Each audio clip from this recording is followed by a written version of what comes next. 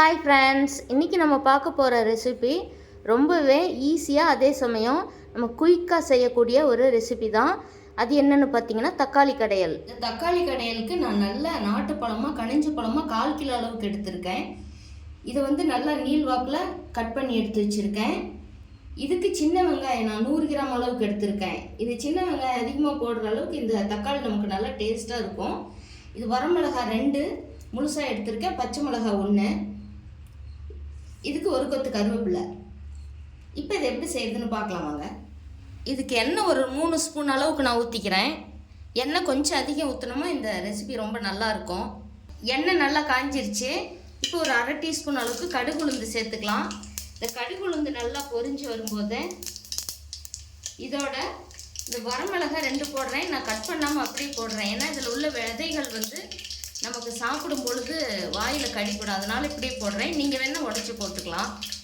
இந்த வரமிளகாய் இதில் போட்டுட்டு இந்த கட் பண்ணி வச்சுருக்கிற சின்ன வெங்காயத்தை பாருங்கள், கடுகு நல்லா பொரிஞ்சு வந்துடுச்சு. இது இதோட சேர்த்துக்கலாம்.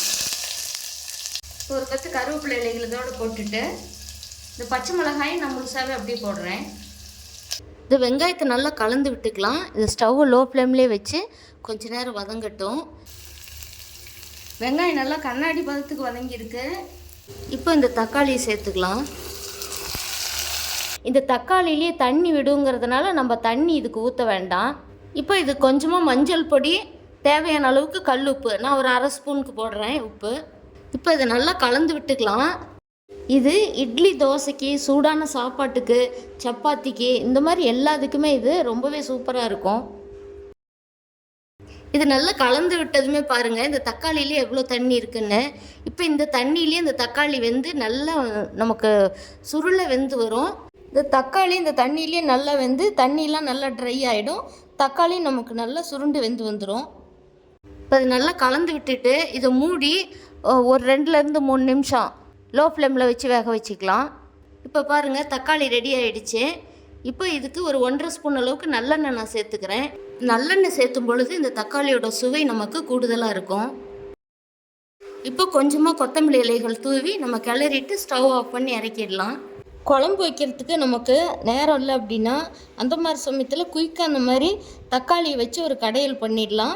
சூடான சாப்பாட்டுக்கு இது ரொம்பவே நல்லாயிருக்கும். உங்களுக்கு இதில் காரம் கொஞ்சம் கூடுதலாக வேணும்னா இறக்கிறதுக்கு முன்னாடி கொஞ்சமாக சாம்பார் பொடி சேர்த்துக்கலாம். சேர்த்து கலந்து விட்டுட்டு இறக்கிக்கலாம். இது ரொம்பவே இன்னும் நமக்கு சுவையாக இருக்கும். இதே போலவே நீங்களே ட்ரை பண்ணி பாருங்கள். ட்ரை பண்ணி பார்த்துட்டு உங்களுடைய கருத்துக்களை கமெண்ட் பாக்ஸில் சொல்லுங்கள்.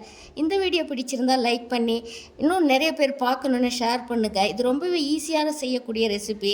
இந்த வீடியோ பார்த்ததுக்கு நன்றி. சப்ஸ்கிரைப் பண்ணுங்கள்.